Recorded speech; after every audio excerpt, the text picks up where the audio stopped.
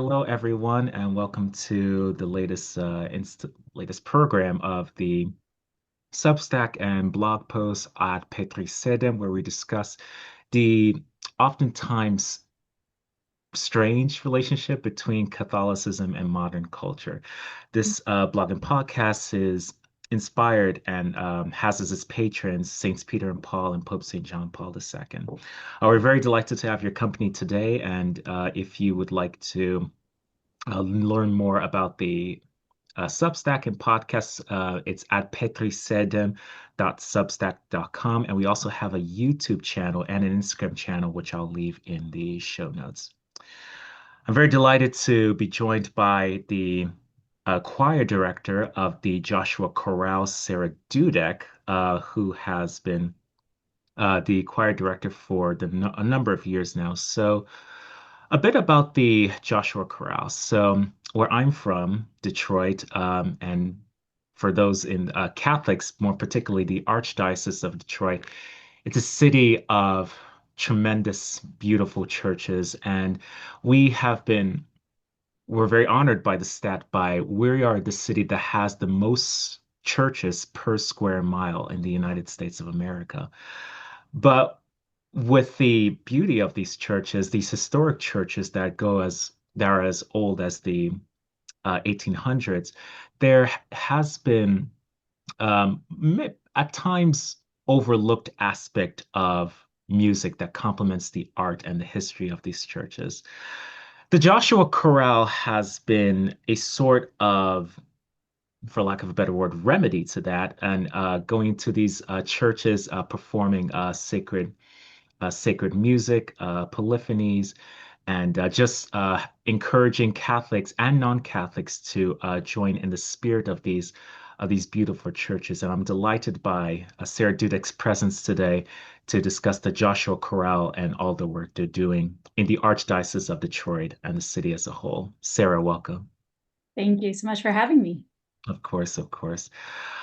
Well, Sarah, we've been corresponding for a number of weeks now. I'm glad we were able to get on the interview today. I believe that your last performance to round off the your recent season was at the Old St. Mary's in Greektown, Detroit. Could you tell us a little about that? Yes, it was.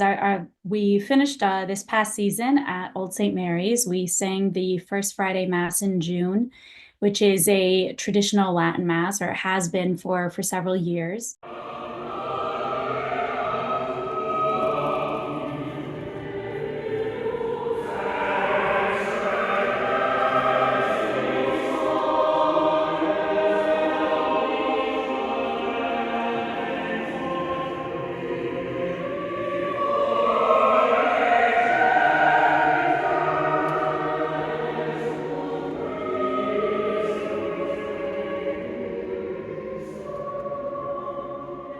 Mm. And we did this to cap off a season of Detroit historic, or I should say, a historic churches tour. And so we were recording actually in several of these churches to showcase the beauty of these spaces, to be able to, put those out, as videos to show the beautiful complementary nature of like the music with the architecture, and put it out to the for the world to see, for those who might not visit these places themselves. And so to thank the churches that have hosted us, have been so gracious to us this past year. Every time we had a recording session, we also sang there. Sometimes we sang a mass, sometimes we sang a vespers, sometimes it depended on the parish's schedule, and what we all were reasonably able to accommodate. But to finish the year, we really wanted to end on with something a little special. And I love the Rheinberger Mass in E flat. It's for double choir. Yes. And so it was very conducive for our sound. It's all a cappella, and we really wanted to sing for a votive mass for the Sacred Heart of Jesus, which is usually the month of June is dedicated to the Sacred Heart of Jesus. So that first Friday in June is usually a votive mass. for that intention. And so we were able to bring in, some of the repertoire we had been using during Lent, such as Lotis Crucifixus, Stopford's Ave Verum Corpus, Mhm. and these beautiful works that really just highlight that celebration that day. We had no idea that it was going to be such a special mass when we first scheduled it, when the organizers were so gracious to have us to come sing that mass. We had no reason to believe that it would be the last First Friday for a little while, but Yeah. so it was a tremendous privilege and an honor to be able to be a part of that, to, be able to bring our best to the mass we love so much.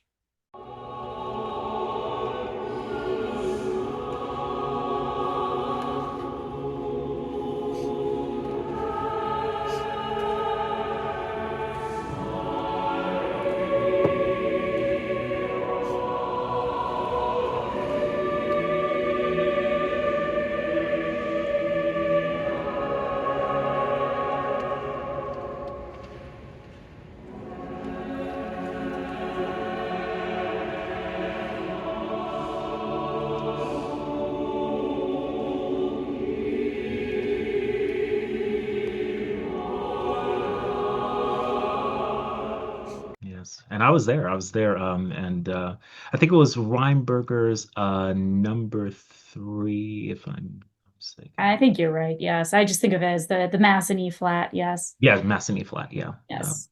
So yeah, I was there. It was and for those who don't know or who are probably not local to the Archdiocese of Detroit, so of course, given the recent restrictions on the Latin Mass, some churches have, decided to phase out the Latin Mass, and for Old St. Mary's, this was projected to be the last Latin Friday Latin Mass for a while, and if this is the la I thought to myself at the end of that Mass and just meeting everyone, if this is the last Latin Mass we see at a historic church like Old St. Mary's, what a way to end it. It was just just amazing. And thank you to the Joshua Choir for bringing such beauty to these places. Well, thank you. As I said, it was a surprise. It was just one of many incidences where we've seen, the Lord working with the Joshua Chorale. We kind of just go forward in faith. We try to go where we believe God is leading us. And I, had felt moved to, really end on a high note, get to finish with a mass, a traditional Latin mass, and then come to find out that we're kind of graced with the opportunity to, share this last one for the foreseeable future. But in so doing, it you see we were really able to put our whole heart and soul into it, and it bring a lot of attention to it, bring a lot of people to there who might never been. We know there were a lot of non-Catholics there, a lot of people had never been to a Latin mass before, Yeah. or some people that are just not necessarily part of that parish. So it goes with our mission of just sharing the God's truth, God's beauty, God's love to everybody who needs to encounter him. Yeah. And beauty as well as an evangelizing tool. And who knows what works God can do just seeing the beauty and the music. I want to move on to the history of the Joshua Chorale. Now, as I imagine you've been involved with them for so many years, how did it get started? You've corrected me on this. You are a relatively new music group. So if you can, for our viewers and for myself, what is the Joshua Chorale? How did it get started and why? So the Joshua Chorale is a brainchild of mine during the pandemic Oh, and wow. in 2020 when churches had to shut down. I've been a liturgical music minister in Detroit for 15 years, and I've built a lot of choirs. The church that I was at prior to my current post, when I walked in, it didn't even have a music program. So it was just me, myself, and I built the adult choir, the children's choir, instrumental ensembles, a middle school group. So I'm very comfortable with, I know how to build an ensemble from the ground up. And Mm, but my job always kept me very busy. I was always in rehearsal. But 2020 changed that. All of a sudden, we had suspended public masses in Detroit, yeah. and there were many there was a great misunderstanding at the time because everything this like was such a new virus. This was such a new reality for all of us. It became rumored that singing was somehow like the worst thing for spreading the virus, for spreading aerosol. And so there were a lot of restrictions put on not just, masses, but singing in mass and, employing choirs during that time. Wow. And in fact, I was on the Archdiocesan Academy of Sacred Music, and one of our jobs was to read the scientific papers available on aerosol spread and what it does, and in order to give thoughtful guidelines to music ministers in Detroit. And Okay. but during all of that time, there was a lot of time where like basically that treadmill that you feel like you're on just in the day to day, just like busyness, busyness, go, go, go, Mm, that all stopped. And because everything had stopped, we had an opportunity for like a prolonged rest. And in that time, I, started to really miss and crave my music and being able to work with ensembles and really got my imagination going. And that really started getting me thinking about like a choir that wasn't specifically tied to church, but for me sacred music is very like sacred music is why I do music. Like I'm a musician, and music is simply how I communicate. And I don't necessarily do music for music's sake. yeah. It's an art, which means it's a medium. It's between two things. It's my manner of communication. So, I've dedicated my life to using music to communicate, God's word, to communicate, God's truth, to bring that word to life in the liturgy. And so this was an imagination about beyond. Wow. And that imagination was about breaking out of kind of our, sometimes constrained church life, where even if you're doing choir concerts in a church, sometimes you don't always, reach out to people who are the unchurched. You don't necessarily reach an audience that's bigger than, a small subset of your current congregation. So the imagination really led to kind of breaking out of those norms and bringing music into places where people might not necessarily encounter it, but who need to encounter it. And Right. and so that's how, the thought for Joshua came about. That's even where the name came about, is that Joshua and, the Israelites, they come to Jericho. The city has walls all around it. They The march around famous the story. city for 7 days. And on the seventh day, they've been blowing horns all 7 days. But on the seventh day, finally, they cry out, they raise their voices. And that's when the walls come down.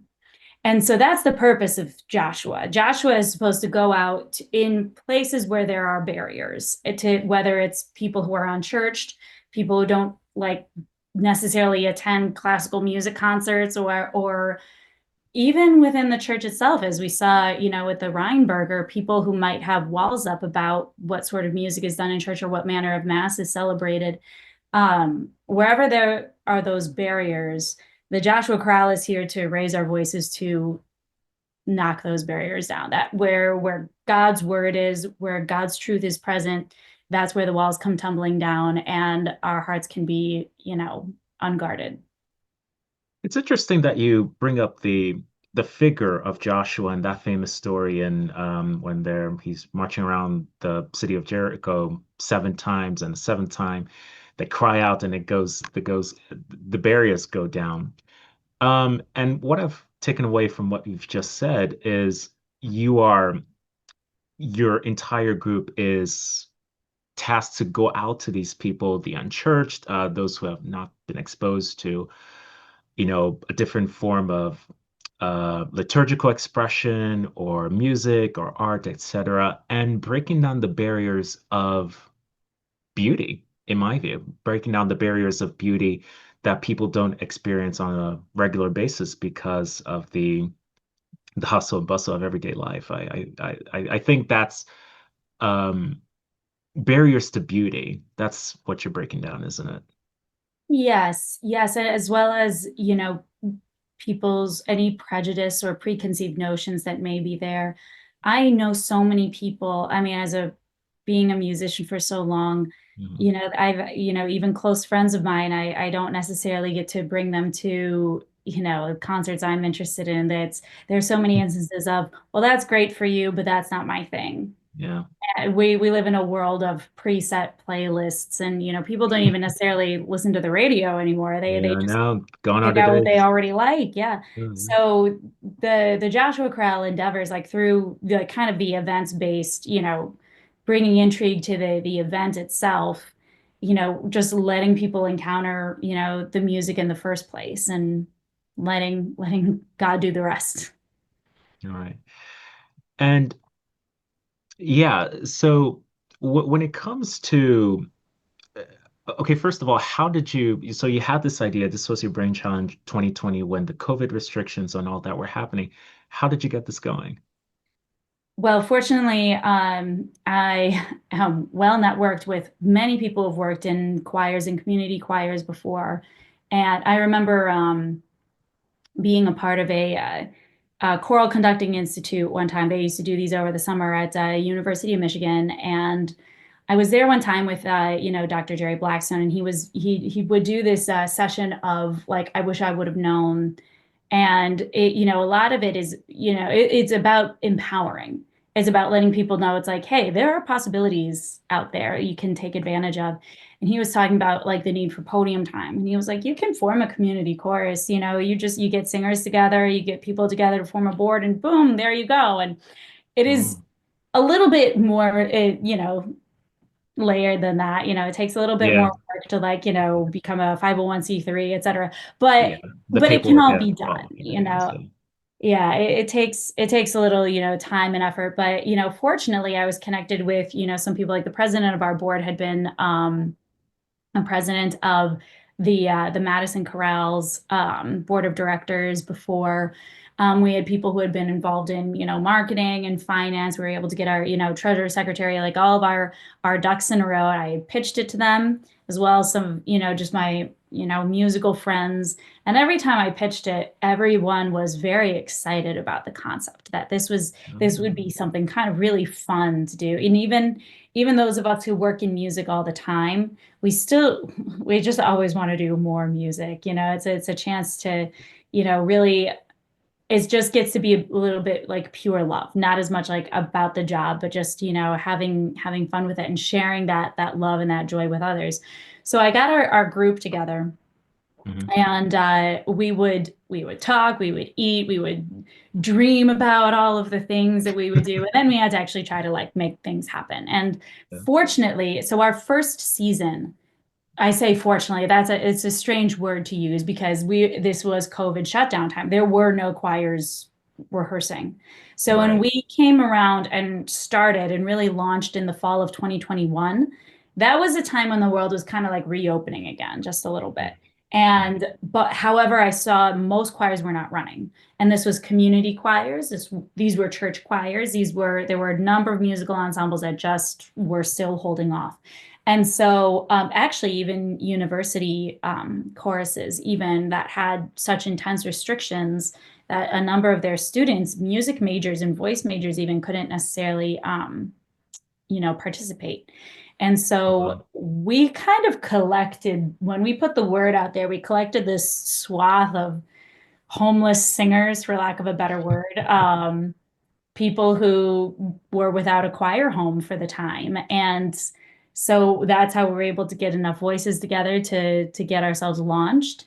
We started simple with kind of like almost more of a flash mob than a real concert at we were at outside the student center by the clock tower at Oakland University, and Right. then we sang at Somerset Mall right across from, Santa's Castle, Yeah. and Yeah. um and then, beyond that, we started, dreaming, bigger venues. After that, we went to, and this was a tremendous one. We were at the Renaissance Center. Um, Really? Actually, we were guests of Andiamo on the riverfront. Um, but we were able to perform out there in the Winter Garden. So that was a tremendous concert. We sang Mozart Vespers there. It was beautiful.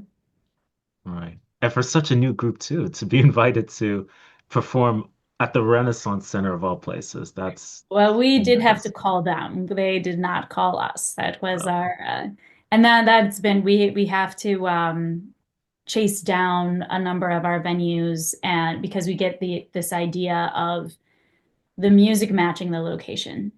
And right. so we wanted to sing Vespers, looking out over the river during the time of sunset, and just be able to serenade anyone walking by. Right. Just put that those seeds like, hey, you got this music, oh, and the person, a passerby walking down the street, like, oh, what is that? That sounds cool. I'll check it out. So Exactly. yeah. I wanted to discuss your motto. So your motto is Veritas rara, Veritas sanat. Um, so the truth is rare, but the truth heals. So I wanted to, just elaborate, if you could elaborate on the, why you chose that motto and this idea of uncommon truth. It does seem at first viewing a bit of a strange motto that, oh, the truth is rare, sure, but in terms of music, how does that express that uncommon truth? If you, Yeah, so when we talk about like the uncommon truth or the rare truth, what we mean is we mean like as opposed to common, as opposed to like, secular, everyday. This is not what the world teaches. This is, we're professing, God's word. And okay, because we sing strictly sacred music, that is what it connects to. Is that we could, so many community choruses can sing, you can sing anything you want, like Broadway medleys, etc. But we are, committed to singing sacred music and bringing God's word where, to the hearts that need to hear it the most. And because we know that the world is hurting, and especially, like I said, this is a COVID baby of sorts. This was a born out of this time of pandemic where obviously like the world is hurting. And I think the biggest thing that we saw was not necessarily woundedness from the virus itself, but woundedness from separation and that isolation. We know that people are, were broken, that people were, depressed, that people were, if you stay in your own mindset too long, you're not gonna do too well. Mhm. And what we wanted to endeavor was, bringing, I mean, and besides, the world is broken anyway. We know it. Yeah. It's a fallen creation. We know we need God. We know we need his salvation. And so, especially to those who are not strictly seeking it for themselves, we're there to bring them that uncommon truth, that truth that they're not going to bump into every day, that the truth that they're not going to just bump into in their worldly reasoning, the reality of, God's love, of that self-sacrifice, of that pouring out of self, of that peace that can come only from him. That's what we mean to bring. And we're not just, Bible thumpers standing on, like the sidewalk trying to tell you that the end is near and what you need to do. Right. We're just here to bring the word itself, which we believe carries, the presence of God himself. I mean, the Jews maintain that like talking Torah, studying Torah, like, talking about the Torah is like the most sacred thing they can do because it makes God physically present in the world. It brings God's presence into the world. So it's such a revered thing. And we maintain that tradition. We know that where God's word is spoken, God is, that, God is the word. So when we believe when we sing it, it's the song calls people's attention to it, but we believe the word does the rest. All right. And the idea as well that um, you exposing people to sacred music, sacred art, etc., to plant at least those seeds of openness to the uncommon truths you mentioned. The God's love, the concept of self-sacrifice, and the need for us to form some sort of relationship with Him. And the music such as yours and other art forms, of course. Does attract, and by that attraction, plants those seeds of openness to these uncommon truths. Hmm. Absolutely. Yeah. Um, Another part I wanted to, touch upon with the motto is the Veritas sanat part, the truth heals. You mentioned that this was a COVID baby of yours. The world was very much hurting with the restrictions and everything else. It's so weird that 5 years from now, we're all wondering, did that really happen? Um, but this aspect of sacred music and the healing aspect, how have you seen this in your work and the work of the Joshua Chorale? Well, that's a very good question. And that's perhaps where we maybe I might actually turn around and ask you as somebody who has like gone and heard us. A lot of what we do on our end is very much like the sower who goes out to sow. We throw the seed and we don't always know where it goes. I Yeah. can attest for the people, especially who sing in the chorale, that it affects them. I mean, some of the fruits that I have seen over time are, first of all, just a tremendous community. They're everyone who sings in the crowd. They're wonderful people. We have a great time, and because everybody shares in this vision, there's such like this unity of spirit. Everybody like has bought in completely to who we are and what we're doing. They they rehearse along with me. They work very hard, and you can just tell when their hearts are just completely in a performance. And I mean, especially as we've been doing recordings, I can tell the takes where we were feeling inspired. Like, especially if we like, took time to talk about the piece, our favorite parts, and then the next take, I'll hear it later. I'll be like, oh, they were really engaged with this. And then I hear that I'll hear through them that whether it's people selecting, pieces for their weddings from our repertoire um, or funerals even has been the case, like people who, really want to incorporate this music into like the significant celebrations of their lives. Mhm. Um, People who have heard us and immediately want to come sing and join up and be a part of it, especially in this past year of doing the historic churches tour. I've been hearing from the priests. We've had a little bit more opportunity to get some more direct feedback, like immediately following, and people talk about because they've got a moment where that they can contrast it with, contrasted with like you kind of their normal Sunday evening mass versus with us there, and you get that commentary where I've heard priests say, imagine if this could be like your parish choir. Imagine if that was like your everyday, if every mass was elevated like that. Mhm. And I love hearing things like that because that means you're starting to think in those terms. Like, there's kind of in a way no reason why your mass couldn't be that every day, Yeah. but so often, people they need to see the vision already before they can adopt it for themselves. And so having the opportunity to do some of that vision casting has been, tremendous.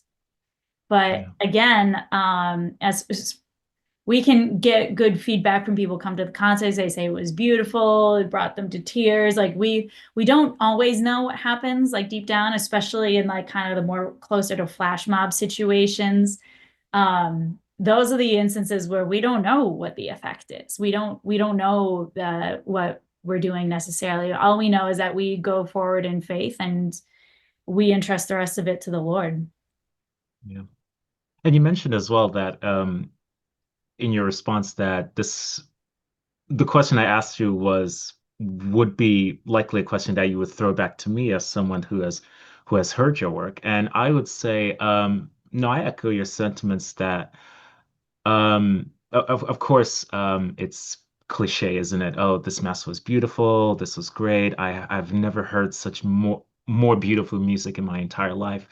But the truth is, um, I don't really know. It's like what you said about, the healing aspect of that music not immediately taking effect until maybe sometime after. And maybe that's my case that as I'm sure is the case with many others, that you go there, you get exposed, and it's beautiful, and it sits with you for a while, and then it starts to take effect, whether it's maybe conversion to the Catholic Church, please God, or maybe it's practicing some sort of virtue, loving your neighbor more, and seeking truth for yourself, etc.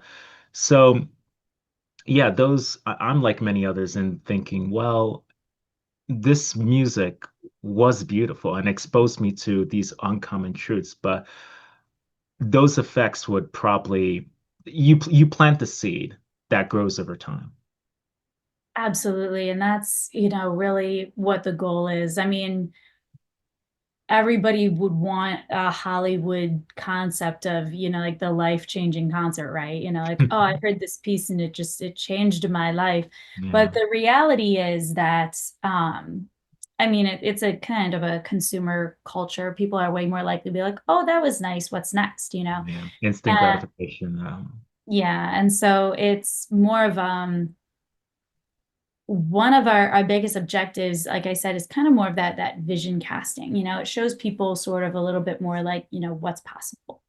Yeah, And I think it was Saint Gregory the Great. He said words to the effect of, he said that basically our earthly cravings, nobody has to teach us what they are. yeah. When we crave something and then we go and attain it, then we come to despise it. You think about, Mm, overeating, or like anytime we're just like, being indulgent, like after a while, like you really, like, even if it seems like a great thing at the time, like afterwards there's no like true lasting impact. He said, but things that are of the Lord, like kind of the divine cravings, are actually cultivated. Then we don't have them until after we experience them. yeah, And so whether we're singing in churches or we're singing in the Renaissance Center or the Guardian building, or whatever, we are trying to like implant the beginnings of an appetite that yeah, perhaps, did not exist before. yeah, yeah, definitely. And hopefully that's the effect of your music to all these people, Catholic or otherwise, who come to your performances. I wanted to touch on the historic churches tour. Now you mentioned you started at the Renaissance Center and other, for lack of a better word, secular venues. How did the historic churches tour start, and how is you talk about, the historic churches, beautiful churches. How is that, how is your music contributed to that beauty? Right. So for the historic churches tour, it kind of, on the surface, it looks like it goes against our unconventional venues, Mm, which is you why I know, wanted to ask you about, yes. mission. Yes, because I mean, I've seen a lot of recitals, performances, things like that happen in churches or concert halls. Um, and so we wanted to kind of break out and go to like the unique places that, people might not necessarily think of, where it becomes like an event. Yeah, Our unconventional venue during the Detroit Historic Churches Tour is actually the internet. So I see. that's why we were going there, was to record pieces sung by the chorale, set to the backdrop of, beautiful imagery from these churches, as a way, combining that, the architecture and the music, um, to be able to share it with a far, far broader audience than those who might be able to come to a single concert. So that was always the mission. I see. That was the point of the Detroit Historic Churches tour. As I said, once we were there, we wanted to thank our gracious host churches. We sang at St. Mary's in Redford. We Mhm. sang at St. Anne's Basilica in Yeah, Detroit. We sang at Old St. Mary's, St. Aloysius, Our Lady of the Rosary. These were all beautiful places that, we wanted to show off, and gorgeous, wonderful acoustics in there as well. And absolutely. um, and so as we are, we've got all that footage and now we're working on, the editing and production and putting everything, presenting it to the world. While that's been going on, in the meantime, we didn't want to leave people without, something to listen to, and also to thank the churches for allowing us to use their space. So we served as guest choirs for events there. In the process, it's fascinating because when you go to begin these journeys, you feel like they change you as much as like you change anything like along the way. Mm. You really get to see that the truth of the mission of like that breaking down of barriers, and that works within the chorale as well as outside of it. Like even several of our members who had never sung a traditional Latin mass, we sang Michaelmas at St. Mary's in Redford, which was wonderful. Yeah, Uh, I was there for that. Yeah. yeah, yes, and then doing the Vespers at Old St. Mary's at Christmas, and then we went out caroling at Campus Martius afterwards. And but these, I mean, they were long days because we did our recording and then we have to rehearse for the mass or the Vespers, and but they were really tremendous opportunities to connect with these parishes, members of these parishes who had never heard of us, who will, hopefully come to, some events and be able to help, spread the word.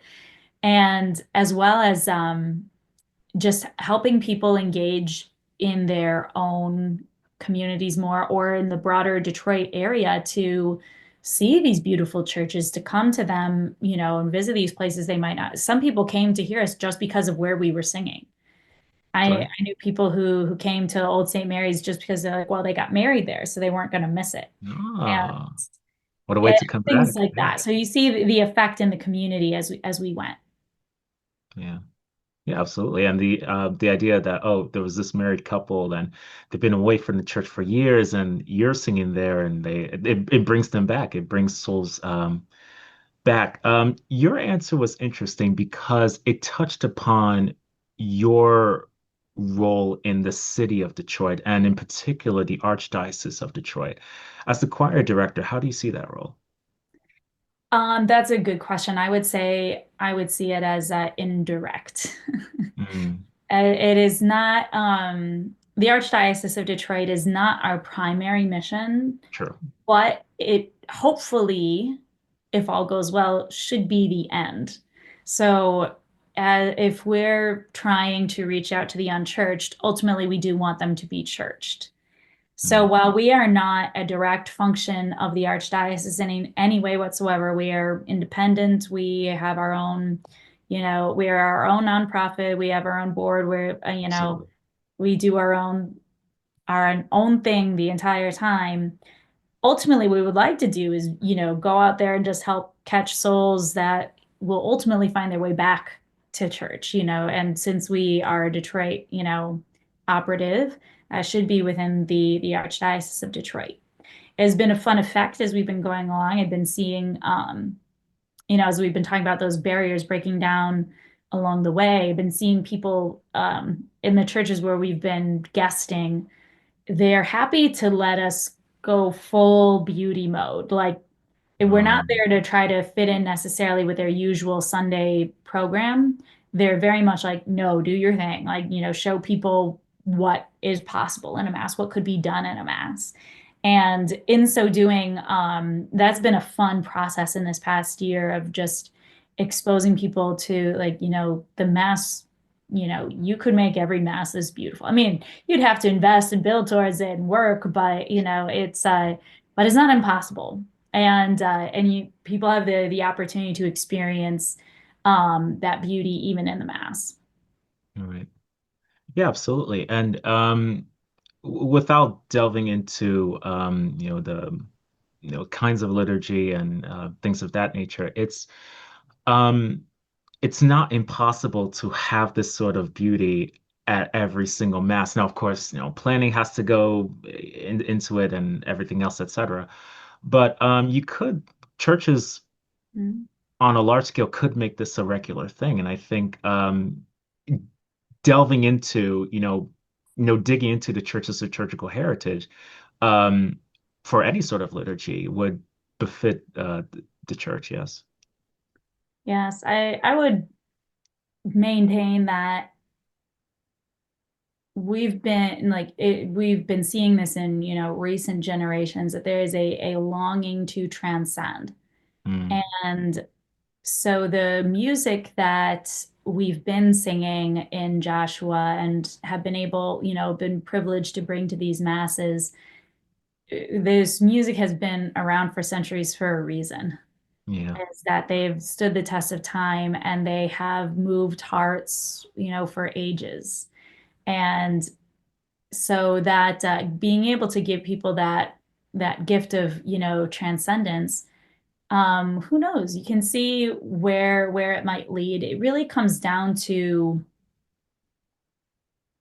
choosing a vision and, follow it with a lot of hard work, and there you go. Yeah.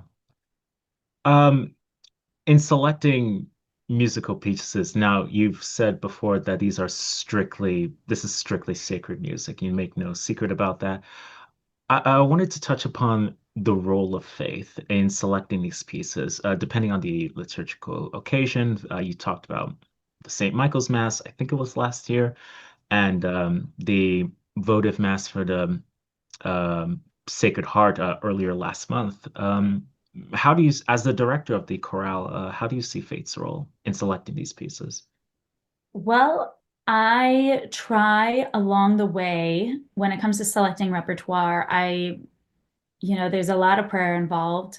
Yeah, And honestly, I kind of wait to see, I mean, not to like give too soft of an answer, but, right. just where my heart is moved. I do have to be excited about what we're working on.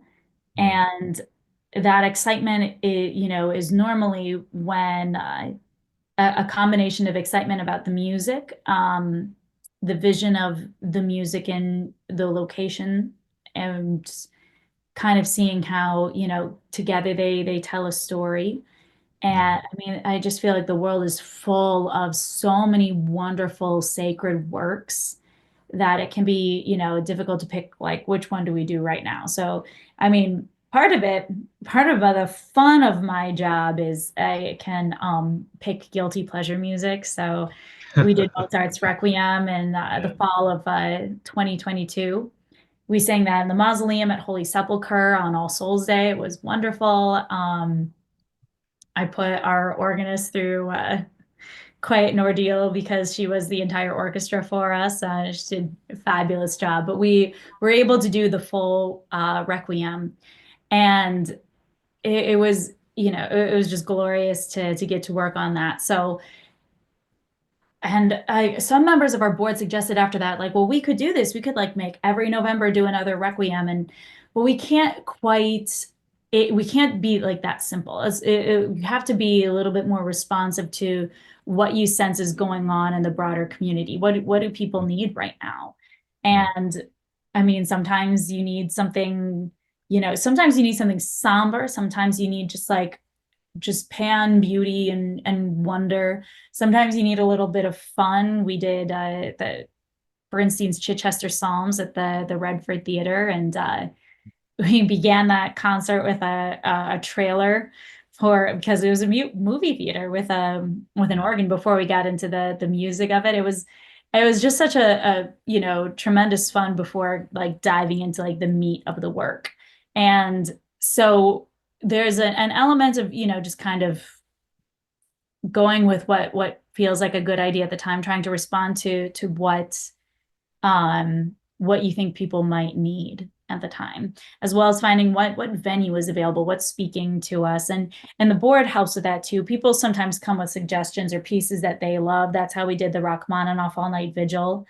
I wanted to do that one at some point. I just wasn't sure when, but another choir member was, asking if I'd be interested in that. And then we started talking to the Guardian building in Detroit, and we really love the combination of the Cathedral of Finance in Detroit, like hosting this, we turned it into our cathedral for the evening to sing this, the all night vigil. So it's a process. It can be very nebulous, and then as we kind of go and we make inquiries, like it starts to take shape. And honestly, we've been seeing the Holy Spirit guiding us and leading us all along the way, where He uses our imagination, He uses like the things that we love, and just kind of between the doors that He opens and closes along the way, we really kind of make our way as we go.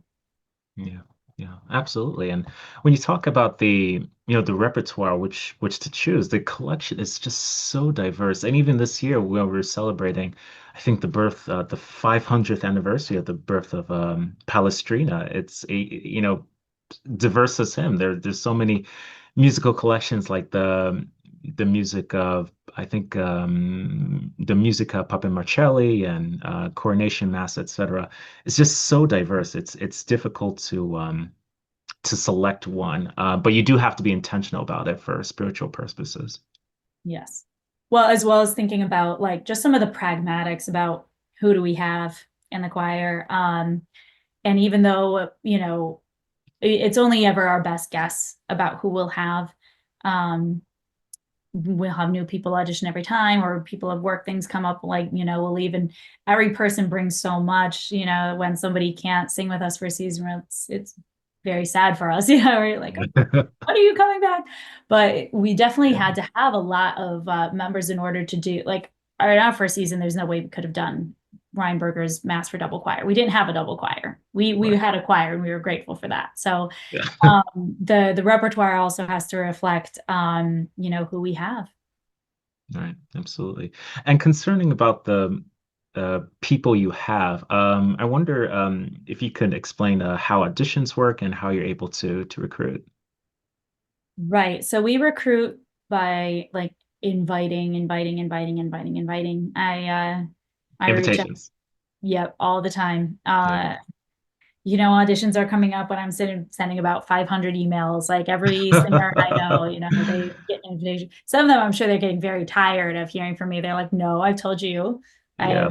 have, Monday night commitments, but I'm going to invite them anyway, because one day they won't have that commitment. I don't know. Who knows? Yeah. So, and then our own, events kind of serve as those invitations. A lot of people, after they hear us, they'll be like, "Oh, I want to be in that choir," and then oftentimes right after concerts, that's when I get the most questions about auditions. So it is an auditioned choir. We do, we'll have a couple of days leading up to each semester. Yeah. People sign up for slots. It takes about 15, maybe 20 minutes. It depends on how chatty we feel at the time. So people, we expect them to prepare a piece, and we will have that on our website. People come and they sing their voice part in that piece. And, just if we're singing, Mozart's Ave Verum, and you're an alto, come in and just sing the alto part all the way through. So we want to see how you do preparing music on your own. Can you sing it through all on your own? And get an idea of your voice. I do a vocal range check. So just kind of some basic warm-ups, like up and down scales, where I get an idea of vocally where the singer is most comfortable. I had a couple of people come to me this past semester. They said, "Well, I'm a bass." And after warming them up, I'm like, "You're a tenor, actually." And so and I really I believe in putting voices where they're like kind of at their most resonant, like where they truly belong, kind of. And we'll work out the balance of the choir later, but I want people to be able to be comfortable in their ranges. And then there is a sight reading exercise, which terrifies everyone, but it teaches me Yeah. so I've much heard, yeah. about how everybody's like, how everyone's brains work. I'm finding out it's like, are you like, some people can come in and just read everything on their own. They just sight read it like rock solid. I'm like, fantastic. Not only did we get a singer, we got like an anchor. Other people, you can hear like they immediately start like kind of defaulting and just following along with listening to the other parts on the piano. I'm like, well, maybe you're not like the strongest reader on your own, but you're capable of following. Sometimes people fall off track and get spooked, but then they find their way back on. I'm like, that's fantastic. Even if you like messed up, you still like you kept your head and you found your way back in later. Like, so it just gives me an idea of what level people are at. And also teach me if they can't do it at all, which doesn't really happen. Pretty much everybody who comes to us, you know, brings a skill set that, we can work with. So that is the process. I like the process because it really helps me to get to know the individual voices so that I can, place them appropriately in the choir, like seat everybody where they should be. Helps me get to know them a little bit personally, like even things about how they heard about us, why they would be interested in, singing with us. And yeah, it just kind of it gives them like, a personal connection before they even show up for the first rehearsal. So Yeah. Yeah, and is this open to all musical levels or a certain? well, it's open to musical levels, that we evaluate can keep up because we Okay. do have a pretty kind of a rigorous performance schedule, like doing depending on how you look at it. This past year was pretty rigorous. We had I'm sure. a lot going on. And depending on the complexity of the work, there are times where we're like, well, given this time frame, the reality is we just have to have a work ready by this time. So I can't be teaching you how to read music in that time.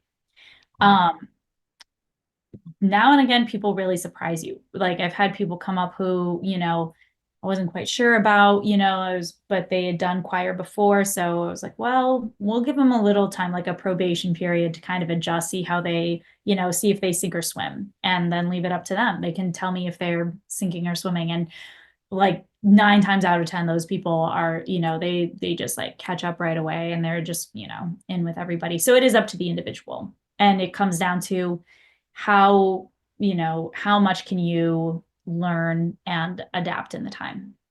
All right. Shameless salesman here, but you should definitely sign up for the Joshua Chorale if you're in Detroit and looking to contribute your musical talents. Just Absolutely. to, we are coming to the end of our time here. So, um, we've talked about the Joshua Chorale and and while not explicitly related to the Archdiocese of Detroit, it's just wonderful to see the work you're doing for in the Archdiocese and for Detroiters and for those in the surrounding area as a whole. As you look forward to the upcoming season, um, what are your plans? What are your goals for the upcoming season and beyond? Well, I'm very happy that you asked that because I'm very excited for this upcoming season. We are performing our first concert of the fall semester is going to be October 26th. It's a Sunday, 3 p.m. And we are All singing at the right. Detroit Public Library. All And we right. are singing sacred music from the Detroit Public Library. A lot of people don't know that DPL has like a huge music repertoire. Mm, And a lot of it's not in their online catalog. So I was there, a colleague of mine, we're going through all the card catalogs, to get the work. So everything we're singing at that concert is just kind of showing like some of the beautiful sacred music available, like just to borrow out of the library. And we're going to be in their beautiful hall upstairs. What is it called? It's the Adam Strom Hall. It's got ooh, stained glass windows, murals, beautiful acoustics. So we're going to be in there on Sunday, October 26th, 3 o'clock, all right. and seeing a variety of works there. It'll be a great concert. I'm very excited for it. And then in December, we're singing at the Treasury in Pontiac. This is an Art Deco 1920s bank that was converted into like a banquet center, a wedding venue. Mm, And so that we're doing our Christmas concert there, featuring the Sansong Christmas Oratorio. And it's going to be just fabulous. It's organ, strings, soloist choir, and all decked out for Christmas. It's a gorgeous work. If you've never heard it, you should come check it out. all right. All right. I hope I can make it and hopefully the listeners can if you're in Detroit, for any of these events, you should definitely come. A bit of to well, maybe not quick fire questions, but questions to round up our discussion. Um, this might be the most difficult question as the choir director, but what's been the most memorable performance or venue that you've been at so far? That's tough. Yeah, I know. That's why I asked. Um, Or maybe just maybe standout I moments. think there are, let me just give you some super quick highlights of things that were fun. When we sang at Somerset Mall, I had the choir start. It was a piece with staggered entrances. So like one part starts singing, then the next, then the next. And they started singing it as they were like riding an escalator down. And that was how we entered, onto the concert. Oh yeah, yeah. Yeah, so that was a lot of fun. We just get to play with the set that way. Um, the Renaissance Center was super memorable because that was our Of course. first work that we had done. We had been doing collage concerts up to that point, but this one was we're doing an entire classical work. We had, our own little orchestra there, and we were in the Detroit Renaissance Center, which symbolizes like everything like in Detroit, Mm, imagination, innovation, and just entrepreneurship. So that was really more of our real debut concert. Rachmaninoff was so much fun. I feel like the choir kind of jumped to a new level by working on that piece. But one of our most beautiful, and it was just complete, like just enjoyable concert was when we sang Morton Lauridsen's Luke Saeterna at the McGregor Memorial Center and on Wayne State's campus. It's mm, beautiful. It's just all marble and glass building. And we were there just like, as the light is changing over into sunset as we're singing this Luke Saeterna. That was significant for me personally because it was dedicated to the memory of my father who had just passed away shortly before that concert. And so we did it nice. in memorial of him. And the whole concert was just everything, every piece was absolutely beautiful. And the choir, again, they were just, you could tell their hearts were fully engaged in that whole piece. So those were some of the most like significant moments that stand out. And that Luke Saeterna will always have a very special place in my heart. Yeah, and hopefully with this upcoming season and beyond, there are many more moments like these that for not just for you, but for the members as well. How can people reach the Joshua Chorale? The website, maybe perhaps on social media. How can they reach? The website and social media are the best ways to, be in touch with us. The website is where we'll have our events posted, and that's going to be within like the next 2 weeks. You're going to see everything about the upcoming season, the actual event postings. The Treasury will require tickets, and that will be up on the website very soon, as well as all the audition information and the audition pieces both for just being a member of the chorale and for auditioning for solos. So that's all going to be up following the website. But the best way to just stay in touch with news for the Joshua Chorale is follow us on social media. So whether Instagram or Facebook, whatever you prefer, follow the Joshua Chorale because every time something's coming up, we're posting about it. So that's Yeah. how to stay in the loop. Yeah, and I think the website is the Net, joshuachorale.com. dot .net. net. The joshuachorale.net for those who are maybe interested in any events or who would like to audition for the Joshua Chorale. But Sarah, it's been great to talk to you, to spend this time talking about how, you know, music heals and breaks down barriers, not just emotional barriers, but barriers to beauty and all kinds, and hopefully, inspires people to search for these uncommon truths, which ultimately leads to God. We'll just say that. So, Sarah, I thank you very much for your time, and hopefully, I'll see you at one of these performances in the future, and yeah, best of luck to you and all the Joshua Chorale for the upcoming season. Thank you so much. I appreciate you having me. It's a pleasure to get to talk about the chorale.